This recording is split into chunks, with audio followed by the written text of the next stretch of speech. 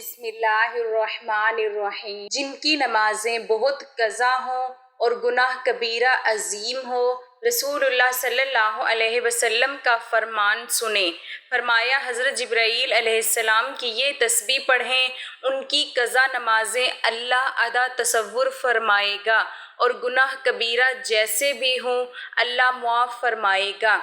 محترم ناظرین، حضرت جبرائیل علیہ السلام رسول اللہ صلی اللہ علیہ وسلم کی خدمت میں حاضر ہوئے اور عرض کیا، اے محمد صلی اللہ علیہ وسلم، آپ کی امت میں جو شخص اپنی زندگی میں صرف ایک بار یہ تسبیح پڑھ لے گا، اللہ تعالیٰ اس کے تمام گناہ یوں معاف فرمائے گا گویا اس نے کبھی گناہ کیے ہی نہیں۔ قیامت کے دن اس کا چہرہ اللہ کے برگزیدہ بندوں کی طرح روشن ہوگا۔ لوگ حیران ہو کر کہیں گے، کوئی نبی ہے یا کوئی مقرب فرشتہ؟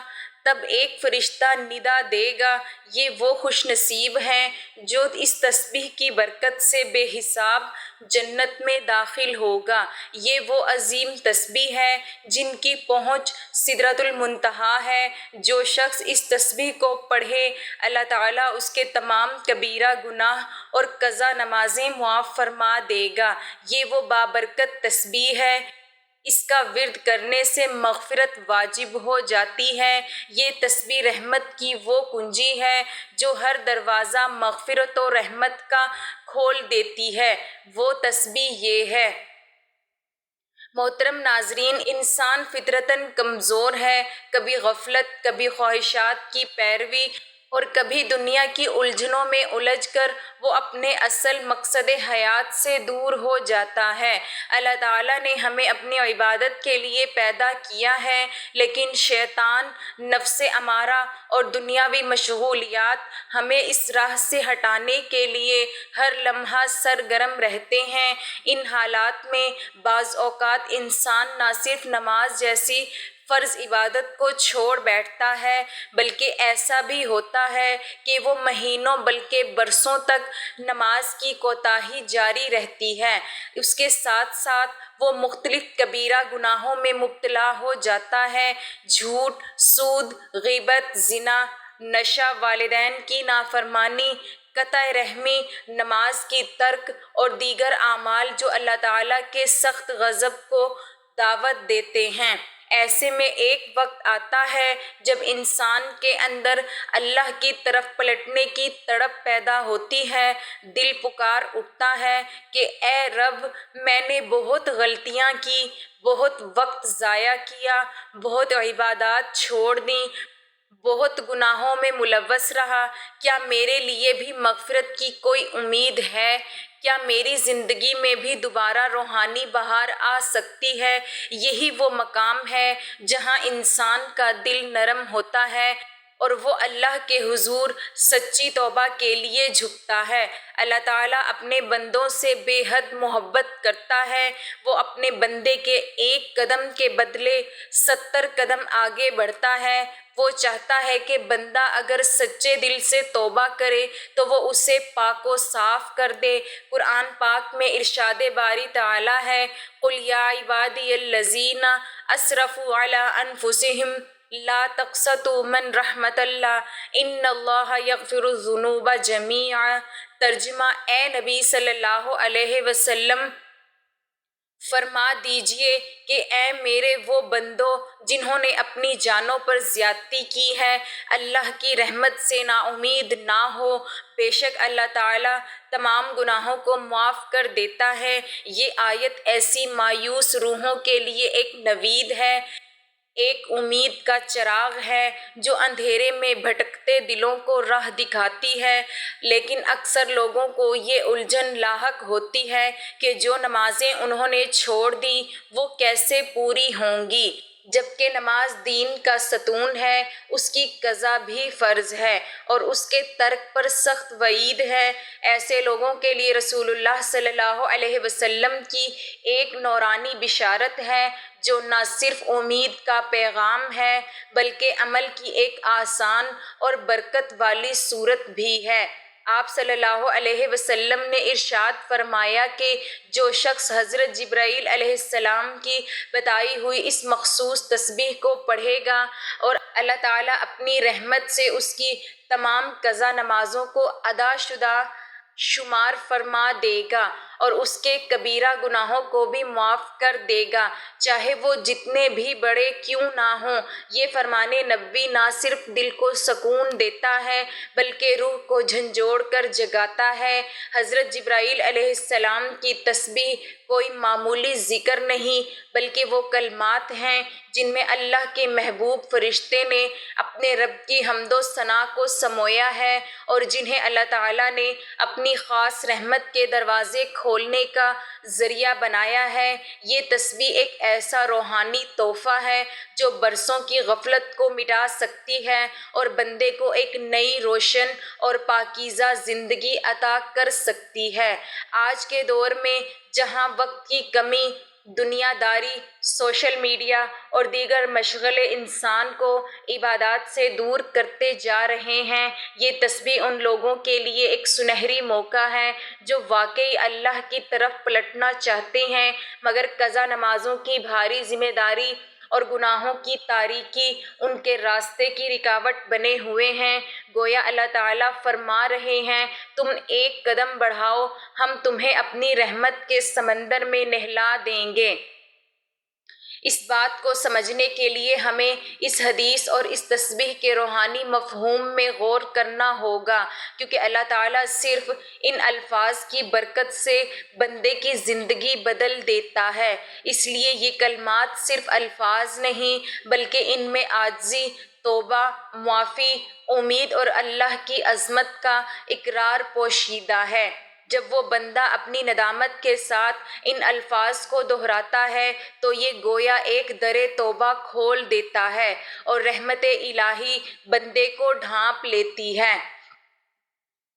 یہاں یہ بات بھی قابل غور ہے کہ شریعت ہمیں قضا نمازوں کو پڑھنے کا حکم دیتی ہے اور ان کی ادائیگی ممکن ہو تو ضرور کرنی چاہیے، لیکن اگر کوئی بندہ واقعی شدید پچھتاوے اور سچے دل سے توبہ کے ساتھ یہ تسبیح پڑھتا ہے تو امید کی جاتی ہے کہ اللہ تعالیٰ اس کی نیت، توبہ اور عاجزی کو دیکھتے ہوئے اسے وہی مقام حاصل فرمائے گا جیسا کہ وہ حدیث میں وعدہ ہے۔ یہ تسبیح دراصل ایک روحانی انقلاب ہے۔ یہ ان لوگوں کے لیے خاص عطیہ ہے جو اپنی ماضی کی کوتاہیوں پر شرمندہ ہیں لیکن اپنی زندگی کو دوبارہ نیکی اور عبادت کے راستے پر گامزن رکھنا چاہتے ہیں۔ اس تسبیح کے ذریعے نہ صرف قضا نمازوں کا بوجھ ہلکا ہو سکتا ہے بلکہ دل و دماغ کو ایک نئی طہارت اور قرب الہی کی لذت بھی حاصل ہو سکتی ہے۔ لہٰذا اگر آپ بھی ان لوگوں میں شامل ہیں جنہوں نے ماضی میں نمازوں کو چھوڑ دیا، کبیرہ گناہوں میں مبتلا رہے اور اب اللہ کی طرف پلٹنا چاہتے ہیں، تو آپ کے لیے خوشخبری ہے۔ یہ وہ دروازہ ہے جو اللہ کی طرف کھلتا ہے، یہ وہ کلمات ہیں جو آپ کی زندگی کو بدل سکتے ہیں۔ تو دیر کس بات کی؟ آئیے حضرت جبرائیل علیہ السلام کی بتائی ہوئی وہ تسبیح سیکھیں، اپنی زبان پر جاری کریں اور اپنی زندگی کے ہر دن کو توبہ، ذکر اور عبادت سے بھر دیں۔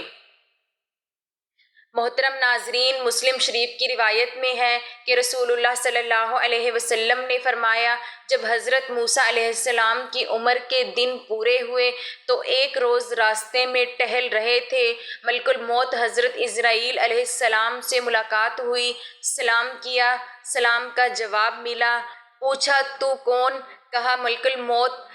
اس وقت حضرت موسیٰ علیہ السلام شوق اور اشتیاق میں تھے۔ ملک الموت کے چہرے پر ایسا تھپڑ مارا کہ وہ سامنے سے بھاگ گیا اور کہا، میں پھر آؤں گا۔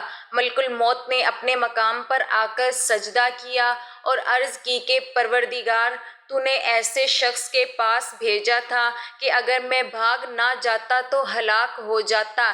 اسی وقت خطاب ہوا کہ یہ اس لیے تھا تاکہ تجھے معلوم ہو جائے کہ ہمارے اور ہمارے محبوبوں کے مابین غیر کو دخل نہ صرف ہم جانتے ہیں یا ہمارے دوست دوسرے روز حضرت موسیٰ علیہ السلام نماز ادا کر کے قبلہ رخ بیت المقدس میں بیٹھے تھے کہ حضرت جبرائیل علیہ السلام نے آ کر سلام عرض کیا اور بہشتی سیب حضرت موسیٰ علیہ السلام کے ہاتھ میں دیا۔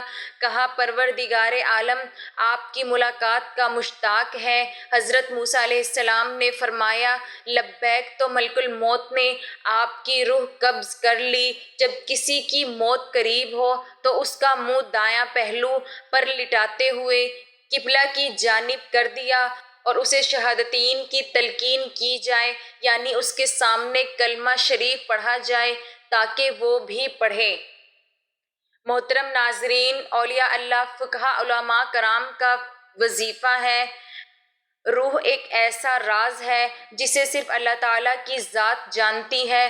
البتہ ہمیں جو علم دیا گیا ہے اس کی روشنی میں یہ سمجھا جا سکتا ہے کہ روح موت کے بعد بھی ایک خاص حالت میں ہوتی ہے۔ اسلامی روایات میں والدین یا دیگر فوت شدہ افراد کی روحوں کا دنیا سے تعلق کے بارے میں مختلف روایات موجود ہیں۔ ایک عام عوامی عقیدہ ہے کہ روحیں خاص دنوں میں اپنے گھر والوں کی طرف آتی ہیں، جیسے جمعہ کا دن یا کسی خاص موقع پر۔ حضرت سلمان فارسی رضی اللہ تعالی عنہ نے حضرت علی کرم اللہ وجہہ الکریم سے پوچھا گیا فوت شدہ والدین کی روحیں دنیا میں آتی ہیں؟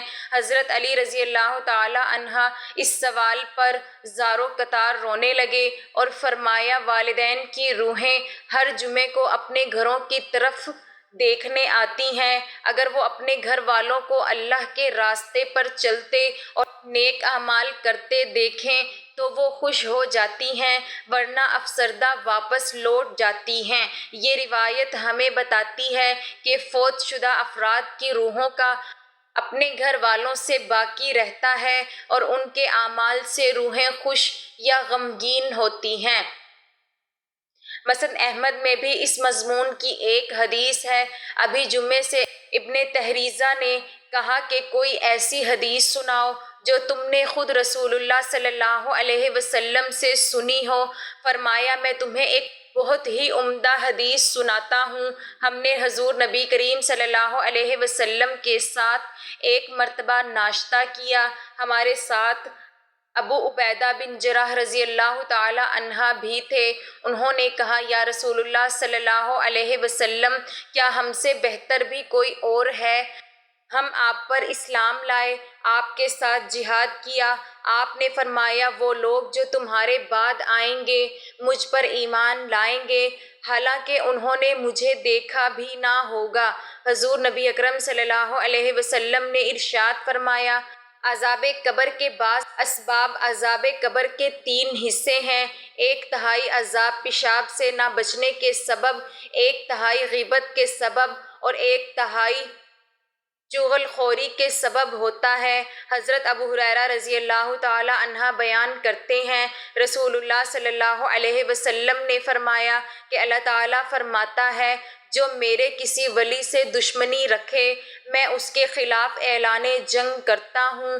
جن چیزوں کے ذریعے بندہ میرا قرب حاصل کرتا ہے ان میں سب سے زیادہ پسندیدہ چیز میرے نزدیک فرائض ہیں، اور میرا بندہ نوافل کے ذریعے میرا قرب حاصل کرتا رہتا ہے یہاں تک کہ میں اس سے محبت کرنے لگتا ہوں، اور جب میں اس سے محبت کرتا ہوں تو اس کی سماعت بن جاتا ہوں، جس کے ساتھ وہ سنتا ہے اس کی بصارت بن جاتا ہوں، جس کے ساتھ وہ دیکھتا ہے اور اس کی بصارت بن جاتا ہوں، جس کے ساتھ وہ دیکھتا ہے، اور اس کا ہاتھ بن جاتا ہوں جس کے ساتھ وہ پکڑتا ہے، اور اس کے پاؤں بن جاتا ہوں جس کے ساتھ وہ چلتا ہے۔ اگر وہ مجھ سے سوال کرے تو میں ضرور اسے عطا کرتا ہوں، اور اگر وہ میری پناہ پکڑے تو ضرور میں اسے پناہ دیتا ہوں۔ حضرت بریدہ رضی اللہ تعالی عنہ بیان کرتے ہیں کہ رسول اللہ صلی اللہ علیہ وسلم نے صبح ہوئی تو حضرت بلال رضی اللہ تعالی عنہ کو بلایا اور فرمایا کہ تم کس وجہ سے جنت میں مجھ پر سبقت لے گئے؟ میں جنت میں داخل ہوا، مگر اپنے آگے تمہارے قدموں کی آواز سنی۔ عرض کیا یا رسول اللہ صلی اللہ علیہ وسلم، میں جب بھی اذان پڑھتا ہوں تو اس کے بعد 2 رکعتیں ادا کرتا ہوں، اور جب بھی میں بے وضو ہوتا ہوں فوراً وضو کرتا ہوں، اور میں نے سمجھ رکھا تھا کہ مجھ پر اللہ کی طرف سے 2 رکعتیں لازمی ہیں۔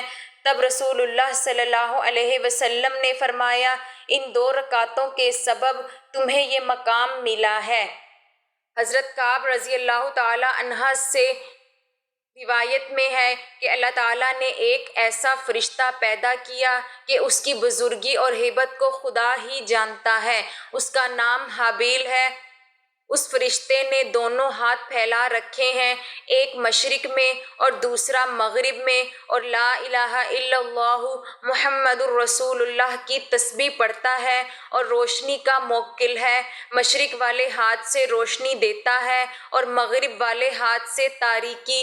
اگر روشنی کی ہاتھ سے چھوڑ دے تو سارا جہاں تاریک ہو جائے اور کبھی دن نہ آئے گا۔ ایک لکڑی رکھی ہوئی ہے جس پر سیاہ سفید لکیریں کھینچی ہوئی ہیں، وہ دیکھ کر کبھی زیادہ کرتا ہے اور کبھی کم۔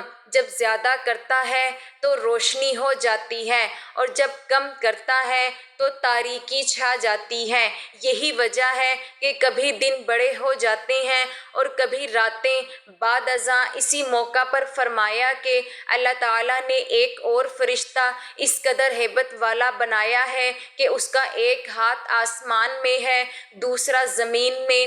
آسمان والے ہاتھ سے ہوا کو نگاہ میں رکھتا ہے اور زمین والے ہاتھ سے پانی کو۔ اگر پانی کو ہاتھ سے چھوڑ دے تو سارا جہان غرق ہو جائے، اگر ہوا کو چھوڑ دے تو جہاں تہہ بالا ہو جائے۔ بعد ازاں اسی موقع کے مناسب فرمایا کہ اللہ تعالیٰ نے کوہ کاف پیدا کیا ہے جو اتنا بڑا ہے کہ تمام دنیا کے گرد پھیلا ہوا ہے اور دنیا معافیہ اس کے اندر ہے۔ ارشاد باری تعالیٰ ہے کہ اللہ تعالیٰ نے ایک فرشتہ پیدا کیا ہے جو اس پہاڑ پر بیٹھا ہے، اس کا نام فرتائل ہے اور وہ اس پہاڑ کا موکل ہے۔ کبھی وہ ہاتھ بند کرتا ہے، کبھی کھولتا ہے۔ زمین کی رگیں اللہ تعالیٰ نے اس کے ہاتھ میں دے رکھی ہیں۔ جب اللہ تعالیٰ زمین کو تنگ کرنا چاہتا ہے تو فرشتوں کو رگیں کھینچنے کا حکم دیتا ہے، جس سے چشمے خشک ہو جاتے ہیں اور نباتات نہیں اگتی۔ جب فراخ سالی کرنا چاہتا ہے تو رگیں کھولنے کا حکم دیتا ہے۔ جب خلقت کو ڈرانا چاہتا ہے تو رگوں کو ہلانے کا حکم دیتا ہے، جسے زلزلہ کہتے ہیں۔ پس جب حکم ہوتا ہے تو زمین ہلتی ہے۔ اسرار العارفین میں یوں لکھا ہے کہ اللہ تعالیٰ نے اس پہاڑ کو 40 جہاں کے برابر بنایا ہے۔ ہر جہان میں اس کے 400 حصے ہیں، ہر ایک حصہ اس دنیا سے 4 گنا ہے۔ اس پہاڑ کے پیچھے کوئی تاریکی نہیں اور نہ ہی وہاں رات ہوتی ہے۔ وہاں کی زمین سونے کی ہے اور وہاں کے رہنے والے فرشتے ہیں۔ نہ آدم، نہ شیطان، نہ بہشت، نہ دوزخ جس سے اللہ تعالیٰ نے انہیں پیدا کیا ہے۔ سارے فرشتے لا الہ الا اللہ محمد الرسول اللہ کہتے ہیں۔ ان 40 جہانوں کے پیچھے حجاب ہیں جن کی بڑائی اللہ تعالیٰ ہی کو معلوم ہے۔ ایک مرتبہ نبی کریم صلی اللہ علیہ وسلم بیٹھے تھے، فرمایا کہ مجھے اللہ تعالیٰ نے بہت سی کرامتیں عنایت فرمائی ہیں کہ حضرت جبرائیل امین علیہ السلام حضور اقدس صلی اللہ علیہ وسلم کی خدمت اقدس میں آ کر کہا کہ حکم الہی ہے کہ میں نے تیرے پاس جو بھیجی ہے اس میں ایک ایسی صورت ہے کہ اگر وہ تو رات میں ہوتی تو موسیٰ علیہ السلام کی امت میں سے کوئی شخص یہود نہ ہوتا۔ ایسی سورہ ہے کہ اگر انجیل میں ہوتی تو کوئی عیسائی بت پرست نہ ہوتا، اگر زبور میں ہوتی تو کوئی شخص داؤد علیہ السلام کی امت میں سے آتش پرست نہ بنتا۔ اس واسطے یہ سورہ بھیجی گئی ہے تاکہ اس کی برکت کے بعد تیری امت اللہ تعالیٰ سے مدد حاصل کرے اور قیامت کے دن دوزخ کے عذاب سے خلاصی پائے۔ پوچھا وہ کون سی سورت ہے؟ فرمایا کہ وہ سورت فاتحہ ہے۔ پھر جبرائیل علیہ السلام نے کہا، مجھے اس خدا کی قسم جس نے آپ صلی اللہ علیہ وسلم کو پیغمبر بنا کر بھیجا، اگر روئے زمین کے دریا سیاہی اور تمام درخت قلم بن جائیں اور ساتوں آسمان اور ساتوں زمینیں کاغذ ہو جائیں اور ابتدائے عالم سے لے کر سب فرشتے اور آدمی اس کی فضائل لکھتے رہیں تو اس کی ایک فضیلت بھی نہ لکھ سکیں گے۔ پڑھنے والا یہ کہ اس کی ماں نے اسے آج ہی جنا ہے۔ حضرت جبرائیل علیہ السلام نے رسول اللہ صلی اللہ علیہ وسلم سے فرمایا، اے محمد صلی اللہ علیہ وسلم، آپ کی امت میں سے جو شخص اپنی زندگی میں ایک مرتبہ یہ تسبیح پڑھ کر دعا کرے، وہ یہ سمجھے اس نے گناہ کیے ہی نہیں، قیامت کے دن اس کا چہرہ صدیقین یا اولیاء اللہ کی مانند روشن ہوگا۔ لوگ سمجھیں گے یہ کوئی نبی یا کوئی فرشتہ ہے، اور ایک فرشتہ اعلان کرے گا، یہ بندہ بے حساب و کتاب جنت میں داخل ہوگا۔ یہ تسبیح ایسی برکت والی ہے کہ اگر پانی پر پڑھ لیے جائیں تو آگ جل جائے، زمین پر پڑھا جائے تو اپنے اندر کے محفوظ خزانے ظاہر کر دے۔ جو اس تسبیح کو پڑھے گا اللہ تعالیٰ اس کی تمام قضا نمازیں معاف فرما دے گا۔ یہ وہ عظیم تسبیح ہے جو شب معراج میں حضرت جبرائیل علیہ السلام نے حضور اقدس صلی اللہ علیہ وسلم کو بتائی تھی۔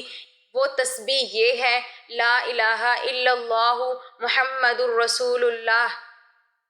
محترم ناظرین، یہ تسبیح آپ دن میں کسی بھی وقت اٹھتے بیٹھتے چلتے پھرتے، صبح دوپہر شام رات سونے سے پہلے کسی بھی وقت پڑھ سکتے ہیں۔ آپ کو جیسے وقت ملے آپ نے سب سے پہلے حضور پاک صلی اللہ علیہ وسلم کی ذات اقدس پر درود پاک کا نذرانہ پیش کرنا ہے۔ درود پاک آپ کوئی سا بھی پڑھ سکتے ہیں۔ ایک بار ثواب کی نیت سے میرے ساتھ بھی درود پاک پڑھ لیں۔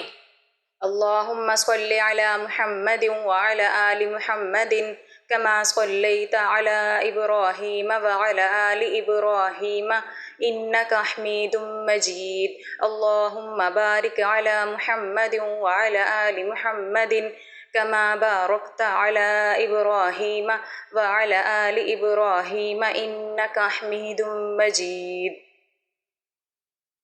درود پاک پڑھنے کے بعد آپ نے ایک تسبیح لا الہ الا اللہ محمد الرسول اللہ کی پڑھنی ہے۔ یہ تسبیح آپ ہاتھوں پر گن کر بھی پڑھ سکتے ہیں، اور اگر آپ کے پاس تسبیح موجود ہے تو ایک تسبیح آپ نے کلمہ طیبہ کی پڑھنی ہے۔ اس کے بعد آپ نے 7 مرتبہ سورۃ فاتحہ کی تلاوت کرنی ہے۔ سورۃ فاتحہ ہر کسی کو آتی ہے، یہ قرآن مجید کی سب سے پہلی سورت ہے۔ بسم اللہ الرحمن الرحیم، الحمد للہ رب العالمین، الرحمن الرحیم، مالک یوم الدین، ایاک نعبد و ایاک نستعین، اہدنا الصراط المستقیم، صراط الذین انعمت علیہم غیر المغضوب علیہم ولا الضالین، آمین۔ سورۃ فاتحہ آپ لوگوں نے صرف اور صرف 7 مرتبہ پڑھنی ہے، اور اس کے بعد ایک تسبیح آپ نے استغفر اللہ استغفر اللہ استغفر اللہ کی پڑھنی ہے، اور آخر میں پھر آپ نے درود پاک پڑھنا ہے۔ درود پاک پڑھنے کے بعد آپ نے اللہ تعالیٰ سے اپنے گناہوں کی معافی مانگنی ہے۔ انشاءاللہ اس عمل کی برکت سے اللہ تعالیٰ آپ کے تمام گناہوں کو معاف فرما دے گا، اور آپ کی جتنی بھی نمازیں قضا ہوئی ہیں اللہ تعالیٰ ان کو بھی ادا تصور کرے گا۔ اگر آپ روزانہ یہ عمل کرتے ہیں تو انشاءاللہ بغیر حساب کتاب کے جنت میں داخل ہوں گے۔ میری اللہ تعالیٰ سے دعا ہے کہ اللہ تعالیٰ میرا سنانا اور آپ کا سننا اپنی پاک بارگاہ الہی میں قبول و منظور فرمائے، جو مانگا مقدر فرمائے، جو نہیں مانگ سکے بن مانگے عطا فرمائے۔ اللہ تعالیٰ نیکی کی بات کو سننے سمجھنے اور اس پر عمل کرنے کی طاقت اور توفیق مرحمت فرمائے، آمین ثم آمین۔ اللہ تبارک و تعالی ہم تمام مسلمان بہن بھائیوں کو نیک اعمال کرنے کی توفیق عطا فرمائے، برے اعمال سے بچائے اور والدین کی خدمت کرنے والا بنائے، آمین یا رب العالمین۔ جزاک اللہ خیرا کثیرا۔